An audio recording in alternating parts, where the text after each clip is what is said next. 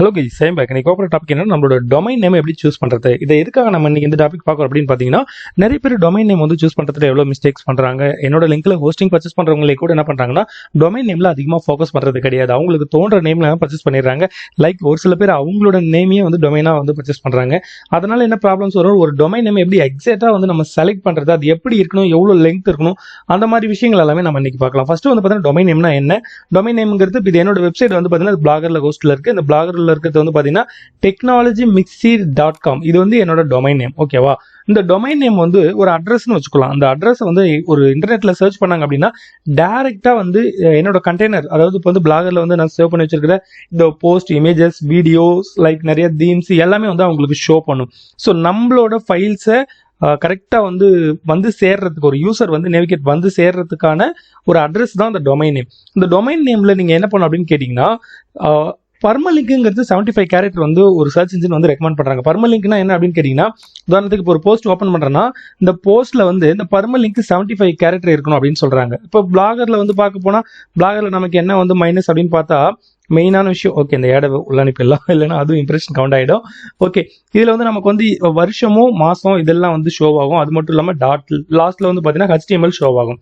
But இது இல்லாமல் minimum 75 character வச்சுக்கோங்க அப்படின்னு தான் மென்ஷன் பண்றாங்க. அப்படிங்கும்போது நம்ம பிளாக் நேம் வந்து ரொம்ப ஷார்ட்டா இருக்கணும். அப்போ அந்த விஷயம் வந்து ஃபர்ஸ்ட் விஷயம் உங்களுக்கு கிளியர் ஆயிடும். ஏன்னா பிளாகோட நேம், அந்த டொமைன் எவ்வளோத்துக்கு ஷார்ட்டா இருக்கும், அதுக்கப்புறம் தான் நாம என்ன பண்ணலாம், நம்மளோட ஃபோக்கஸ் கீவேர்டை வந்து நம்ம வந்து அங்காண்டால ஐ திங்க் ஆப்போசிட்ல நம்ம வந்து ஃபிக்ஸ் பண்ண முடியும். ஓகேவா? பர்மலிங்கா ஷோ பண்ண முடியும். பட் பிளாகர்ல வந்து பாத்தீங்கன்னா இந்த மாதிரி டேட் மந்த் வரதால நமக்கு அது ஒரு சில விஷயங்கள்ல நமக்கு வந்து பாத்தீங்கன்னா டிஸ்அட்வான்டேஜ் தான். ஆனா வேர்ட்பிரஸ்ல அது இருக்காது. இப்போ இந்த நம்ம டொமைன் சூஸ் பண்ணும்போது என்ன பண்ணணும்னு கேட்டீங்கன்னா, என்னோட ரெக்கமெண்ட் உங்களுக்கு ஒரு சைட் வந்து சொல்றேன். அந்த சைட் வந்து நிறைய பாப்புலர் பிளாகர் வந்து யூஸ் பண்ணிட்டு இருக்கா, மேபி நானும் யூஸ் பண்றது தான். அதாவது லேன் டொமைன் சர்ச்னு சொல்லிட்டு நீங்க வந்து கூகுள் டைப் பண்ணாலே தெரியும். இந்த பார்த்தா தெரியும் பாருங்க இதோட லோகோ. ஸோ டேரக்டா உங்களுக்கு இந்த சைட் வந்து ஷோ ஆகும். இந்த சைட்ல நீங்க என்ன பண்றீங்களோ, உதாரணத்துக்கு இப்போ தீம் ரிலேட்டடா நம்ம வந்து ஏதாவது ஒரு டொமைன் பர்ச்சேஸ் பண்ண, ஒரு வெப்சைட் ஆரம்பிக்கணும் அப்படின்னு நினைச்சா சர்ச் பண்ணணும் வைங்களேன். இந்த தீம் ரிலேட்டடா என்னென்ன டொமைன்லாம் அவைலபிள் இருக்கும், எல்லா டொமைனுமே காட்டும். நமக்கு வந்து ஃபர்ஸ்ட் ஐடியா வந்து ஷோ பண்ணணும்னு வச்சுக்கோங்க. உதாரணத்துக்கு பாருங்க அவுட் தீம் நிறைய இருக்கு பாருங்க, யங் தீம், இந்த மாதிரி விஷயங்கள் எல்லாமே நமக்கு எப்படி சொல்ல, நம்மளோட நீச் வந்து ரிலேட்டடா இருக்கும். அதான் சொல்றது, நம்மளோட பேர்ல வாங்கிடுறது அந்த மாதிரி விஷயங்கள்லாம் தப்பு பண்ணக்கூடாது. இது நம்ம வந்து இந்த தீம்ஸ் இருக்குன்னு வச்சுக்கோங்களேன், தீம் இன்ஃபர்மேஷன் இதை கிளிக் பண்ணாலே அந்த டொமைன் அவைலபிள்ல இருக்கா இல்லையா அதுங்கிறது நமக்கு வந்து கரெக்டாக வந்து எக்ஸாக்டா சொல்லிடும். அதுக்கப்புறம் நீங்க எந்த கம்பெனியில் கூட போயிட்டு அந்த டொமைன் வந்து பர்ச்சேஸ் பண்ணலாம். நான் வந்து வெப்சைட் சொல்லிட்டு இருக்கேன். அப்போ எனக்கு தெரிஞ்சு நேம் சிப்ஸ்ல கொஞ்சம் கம்மியா இருக்கு. ஐ திங்க் கார்டு வந்து சம்டைம்ஸ் அக்செப்ட் பண்ணாது, அது ஒரு விஷயம் இருக்கு. டொமைனை பொறுத்தாலும் எது வந்து கம்மியா இருக்கோ, டொமைன் மட்டும் கிடையாது, ஹோஸ்டிங் பர்ச்சேஸ் பண்ணாலுமே எந்த சர்வீஸ் ப்ரொவைடர் நல்லா இருக்காங்க, அந்த மாதிரி விஷயங்கள் எல்லாத்தையுமே வந்து செக் பண்ணி பார்த்துட்டு பர்ச்சேஸ் பண்ணுங்க. இப்போ இதை கரெக்டாக சூஸ் பண்றது ரொம்ப இம்பார்ட்டன்ட். நிறைய பேர் என்ன பண்றாங்கன்னு கேட்டீங்கன்னா, இது அவங்க இஷ்டத்துக்கு வாங்கிடுறாங்க. அதுக்கப்புறம் இன்னும் ஒரு முக்கியமான விஷயம், .com டொமைன் எவ்வளவுக்கு முடியுமோ .com டொமைன் வாங்குங்க. இப்போ பிளாகர்ல வந்து பாத்தீங்கன்னா நான் வந்து டுட்டோரியலுக்காக அந்த சைட் பிளாகர்ல வச்சிருக்கேன். மற்றபடி என்னோட மெயின் சைட் எல்லாம் வேர்ட்பிரஸ்ல தான் இருக்கு, உங்களுக்கே தெரியும். இப்போ இந்த சைட் வந்து பாத்தீங்கன்னா நான் .com தான் வாங்கியிருக்கேன். என்ன காரணம் அப்படின்னு கேட்டீங்கன்னா, .com இப்போ நம்ம வந்து ஒரு ஐ திங்க் ஒரு பெரிய ஆர்கனைசேஷன் இருக்கு அப்படின்னு வச்சுக்கோங்களேன், அவங்க நிறைய சைட் வச்சிருக்காங்க. ஒரே டொமைனை வந்து பாத்தீங்கன்னா அவங்க .in, .com, .org எல்லாமே வாங்கி வச்சிருப்பாங்க, மற்றவங்க வாங்கிடக்கூடாது அப்படின்னு சொல்லிட்டு. அந்த மாதிரி சுச்சுவேஷன்ஸ்ல என்ன ஆகும் அப்படின்னு கேட்டீங்கன்னா, நீங்க சர்ச் பண்ணாலுமே அந்த பர்டிகுலர் வெப்சைட்ல அந்த பாத்தீங்கன்னா அவங்களோட நிறைய வெப்சைட் இருந்தாலும் .com வெப்சைட் தான் ஃபர்ஸ்ட் வந்து கூகுள்ல ஷோ ஆகும். அப்போ .comக்கு எவ்வளவு வேல்யூ இருக்குன்னு பாத்துங்க.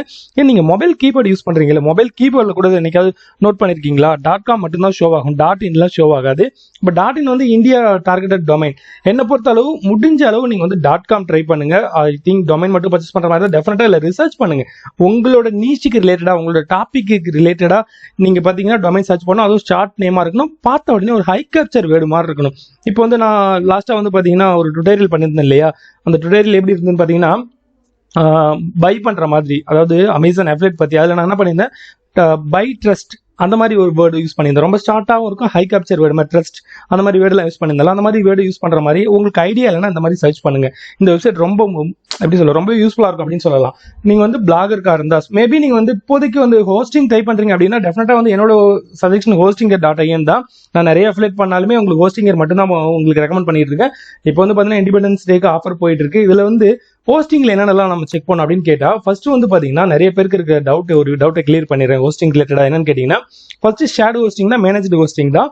இப்போ நம்ம இதில் பர்ச்சேஸ் பண்ணுறது எல்லாமே மேக்ஸிமம் 90% எல்லாமே மேனேஜ்டு ஹோஸ்டிங் தான், டெடிகேட்டட் VPS இல்லாமல். இப்போ ஷேடோ ஹோஸ்டிங்னா என்னன்னா, ஒரு சர்வரில் நிறைய பேருக்கு வந்து பார்த்தீங்கன்னா ஐ திங்க் ஒரு பில்டிங்கில் நிறைய பேருக்கு தனித்தனியாக ரூம் கொடுக்குற மாதிரி. இப்போ கிளவுட் ஹோஸ்டிங் நம்ம எந்த மாதிரி கேஸில் பர்ச்சேஸ் பண்ணோம் அப்படின்னு கேட்டிங்கன்னா, கிளவுட் ஹோஸ்டிங் வந்து நமக்கு ஒரே டைமில் நிறைய டிராஃபிக் வருது, அப்புறம் பார்த்தீங்கன்னா டிராஃபிக் டவுன் ஆயிடுது. திடீர்னு நம்ம ஒரு யூடியூப் வீடியோ வச்சிருக்கோம், யூடியூப் சேனல் வச்சிருக்கோம், யூடியூப்ல வந்து நம்ம லிங்க் கொடுக்குறோம், உடனே பார்த்தீங்கன்னா ஒரு 5000 பேர் 10,000 பேர் டக்குன்னு உள்ள வராங்க, ஒரு 50,000 பேர் உள்ள வராங்க, திடீர்னு பார்த்தீங்கன்னா சடனா டவுன் ஆயிடும். அந்த மாதிரி விஷயம் கேஸ்ல நம்ம வந்து கிளவுட் எடுத்துக்கலாம், பெஸ்ட்டா இருக்கும். இப்போ வேர்ட்பிரஸ் ஹோஸ்டிங்னா என்ன அப்படின்னு இன்னும் நிறைய பேருக்கு டவுட்டா இருக்கும். அந்த வேர்ட்பிரஸ் ஹோஸ்டிங்னா என்ன அப்படின்னு கேட்டீங்கன்னா, அதாவது வேர்ட்பிரஸ்க்குன்னு சொல்லிட்டு தனியா டிசைன் பண்ண ஹோஸ்டிங். இதுல வந்து எக்ஸ்ட்ரா ஒரு சில பிளகின் வந்து ஃப்ரீயா கொடுப்பாங்க. அந்த பிளகின் வந்து பாத்தீங்கன்னா ஸ்பெஷலா வேர்ட்பிரஸ் கஸ்டமைஸ் பண்ற மாதிரி இருக்கும். என்னை பொறுத்த வரைக்கும் வேர்ட்பிரஸ் ஹோஸ்டிங்கும் ஷேடோ ஹோஸ்டிங் மேபி ரெண்டுமே வந்து நார்மல் தான், பிரீமியம் ஹோஸ்டிங் எடுத்தாலுமே. மற்றபடி VPS ஹோஸ்டிங், டெடிகேட்டட் சர்வர் எல்லாமே வந்து நார்மல் தான்.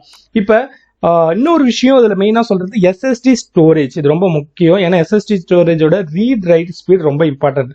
அது வந்து ரொம்ப ஃபாஸ்டா இருக்கும். நார்மல் ஹார்ட் டிஸ்கை விட 30% ஃபாஸ்டா இருக்கும். இது ரொம்ப இம்பார்ட்டன்ட், இதை நல்லா தெரிஞ்சுக்கோங்க. அடுத்தது அவங்க எந்த அளவு ஓப்பன் டாக்கா இருக்காங்க, எந்த அளவு விஷயங்களை ஷேர் பண்றாங்க. SSL இருக்கா? டெஃபினட்டா SSL ஹோஸ்டிங்கை பொறுத்த வரைக்கும் நான் லாஸ்ட் வீடியோல சொல்லியிருந்தேன், உங்களுக்கு SSL வந்து அடிஷனலா இன்னும் நிறைய SSL ஃப்ரீயா கொடுக்குறாங்க. ஃப்ரண்ட் பேஜ்ல ஒரு SSL சொல்லுவாங்க, நீங்க சப்டொமைன் மேக் பண்ணாலுமே இன்னும் நிறைய SSL தருவாங்க. அதே மாதிரி ஒரு சைட் மேக் பண்ணிட்டீங்க அப்படின்னா, அந்த சைட் மேக் பண்ணாலும் அடிஷனலா இன்னொரு சைட் ஓப்பன் பண்ணுங்க. ஒரு சைட்ல டெய்லி ஒர்க் பண்ணாலும், இது என்னோட பர்சனல் ஸ்ட்ராட்டஜி, இதை உங்களுக்கு சொல்றேன். ஒரு சைட்ல டெய்லி ஒர்க் பண்ணாலுமே அடிஷனலா இன்னொரு சைட் ஓப்பன் பண்ணி அதுல வீக்லி ஒரு போஸ்டாவது பண்ணிட்டு வாங்க. அது ஒரு 1 இயர்க்கு அப்புறம் என்ன ஆகுன்னு கேட்டீங்கன்னா, அதோட டொமைன் அத்தாரிட்டி, அதோட ரேங்கிங் வேற மாதிரி இருக்கும். ஏன்னா அப்ப 1 இயர் கழிச்சு நமக்கு ஒரு ஐடியா வரும்போது சடனா வந்து அந்த ஒரு டொமைனை வாங்கி அதில் நம்ம ஆர்டிகல் எழுதி அதை இம்ப்ரூவ் பண்றதுக்கு கொஞ்சம் கஷ்டமா இருக்கும். இப்போ மைண்ட்ல ஏதாவது ஒரு ஐடியா இருந்ததுன்னா இன்னொரு சைட்டும் ஒரு டொமைனை கனெக்ட் பண்ணி டெஃபினட்டா ஒர்க் பண்ணிட்டு வாங்க. அதுக்கும் ஏஜ் அதிகமாயிட்டு இருக்கும். அதாவது பார்த்தீங்கன்னா மந்த்லி ஒரு போஸ்ட் கூட போடுங்க, ஒன்றும் பிரச்சனை இல்லை.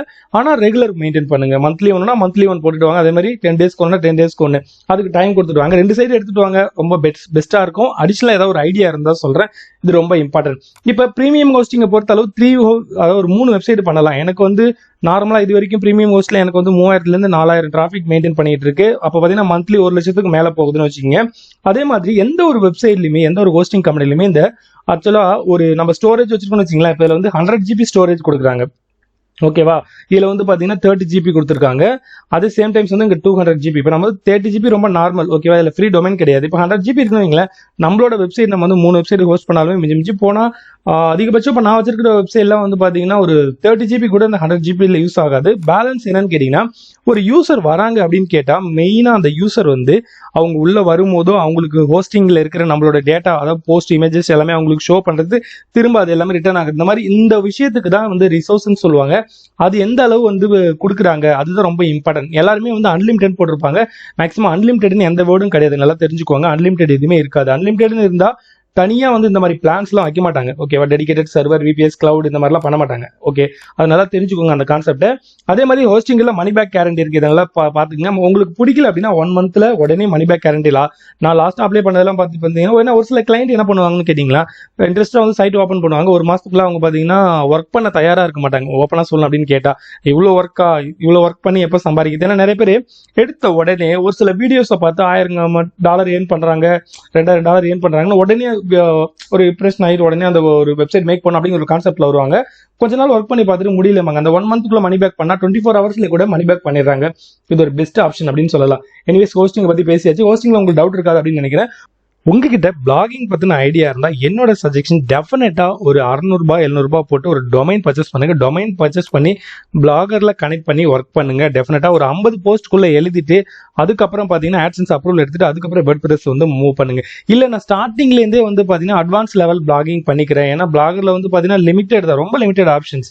அதுல பண்ணிட்டு திரும்ப நம்ம ஏன்னா ஒரு பர்ம லிங்க் நான் ஸ்டார்டிங்ல சொன்ன மாதிரி இந்த பர்ம லிங்க்லாம் திரும்ப வந்து நீங்க மாத்தும் போது நிறைய சேஞ்ச் ஆகும், நிறைய டிராஃபிக்லாம் வந்து பாத்தீங்கன்னா நமக்கு வந்து மிஸ் ஆகும். அந்த டிராஃபிக்லாம் நம்ம கரெக்டாக பண்ணணும். இதில் வந்து பார்த்தீங்கன்னா வருஷம், மாதம், அடுத்து வந்து பார்த்தீங்கன்னா .html இந்த மாதிரி விஷயங்கள்லாம் நிறையா இருக்கு இல்லையா? இதெல்லாம் வந்து ஷோ ஆகும். அப்போ நம்ம வேர்ட்பிரஸ் மூவ் பண்ணும்போது அந்த அளவு நமக்கு வந்து கரெக்டாக பண்ணலை அப்படின்னா ப்ராப்ளம்ஸ் வரும். ஸோ மூவ் பண்ணுற மாதிரி இருந்தால் சொல்லுங்கள், நான் ஹெல்ப் பண்ணுறேன், எப்படி ப்ராப்பராக பண்ணணும் அப்படின்னு சொல்லிட்டு நான் டெடிகேட்டாக வீடியோவும் பண்ணியிருக்கிறேன். பட் இவ்வளோ ரிஸ்க்லாம் எடுக்க வேண்டாம். ஒரு $3000 இன்வெஸ்ட் பண்ணி நம்ம ஸ்டார்டிங்லேருந்தே ஒரு ப்ரொஃபஷனல் பிளாகராக மாறும் அப்படின்னு நினச்சிங்கன்னா டெஃபினட்டாக உங்களுக்கு ஹோஸ்டிங் வந்து ஒரு பெஸ்ட் ஆப்ஷனாக இருக்கும். நான் ஸ்டார்டிங்கில் சொன்ன மாதிரி அப்புறம் என்னோட ஃபைனல் இன்னொரு விஷயமும் சொல்லிக்கிறேன். நான் நிறைய பேருக்கு வந்து பார்த்தீங்கன்னா ஹோஸ்டிங் வாங்குறவங்களுக்கு புதுசாக உருவாக்கணும், ஒரு சைட் ஓப்பன் பண்ணணும்னு நினைக்கிறவங்களுக்கு நான் ஹெல்ப் பண்ணிட்டு இருக்கேன். அவங்களுக்கு வந்து பார்த்தீங்கன்னா ₹500 வந்து என்னோட தரப்புலேருந்து நான் கொடுத்துட்டு இருக்கேன். அவங்க ஹோஸ்டிங் பர்ச்சேஸ் பண்ணும்போது அது மட்டும் ஒன்றும் நான் பெருசாலாம் கொடுத்துல, எனக்கு வர கமிஷன்ஸ் அப்படியே அவங்களுக்கு ட்ரான்ஸ்ஃபர் பண்ணி விட்டுறேன். அது மட்டும் இல்லாமல் நான் வந்து நியூஸ் பேப்பர் தீம்ஸ் வந்து பர்ச்சேஸ் பண்ணி, இந்த தீம்ஸோட காஸ்ட் வந்து பார்த்தீங்கன்னா $68. ஓகேவா, ஜிஎஸ்டியோட சேர்த்து. இந்த தீம்ஸுமே வித் லைசன்ஸோட அவங்களுக்கு வந்து நான் டவுன்லோட் பண்ணி கொடுக்குறேன். இந்த டேரெக்டாகவே தெரியும், ஆல் டாக்குமெண்ட்ஸ் லைசன்ஸோட அவங்களுக்கு வந்து பார்த்தீங்கன்னா அவங்களுக்கு ஆக்டிவேட் கொடுக்குறேன். ஏன்னா ஹோஸ்டிங் ஆனாலும் தீம்ஸ் நிறைய பேரால வாங்க முடியாது, இந்த மாதிரி ப்ராப்ளம்ஸ் இருக்கு. அதனால இதுவுமே அவங்களுக்கு ரொம்ப யூஸ்ஃபுல்லாக இருக்கும். உங்களுக்கு ஐடியா இருந்தால் டெஃபினட்டாக கான்டாக்ட் பண்ணுங்க. டெஃபினட்டாக எல்லாரும் ஒரு பிளாக் வந்து பாருங்க. ஏன்னா பிளாக் வந்து உங்களுக்கு சக்ஸஸ் ஆகுது ஆகலை அப்படிங்கிறத விட உங்களுக்கு ஒரு நல்ல அனுபவம் இருக்கும். ஏன்னா பிளாக் வந்து நிறைய பேரோட வாழ்க்கையை மாற்றிருக்கு. ஆன்லைன் ஏர்னிங்ஸ் வந்து எல்லாத்தையுமே சாத்தியப்படுத்தக்கூடிய ஒரு சக்தினா அது ஆன்லைன் ஏர்னிங்ஸ்க்கு மட்டும்தான் இருக்கு. ஸோ என்னைக்குமே அதை மிஸ் பண்ணாதீங்க. தேங்க்யூ ஃபார் வாட்சிங்.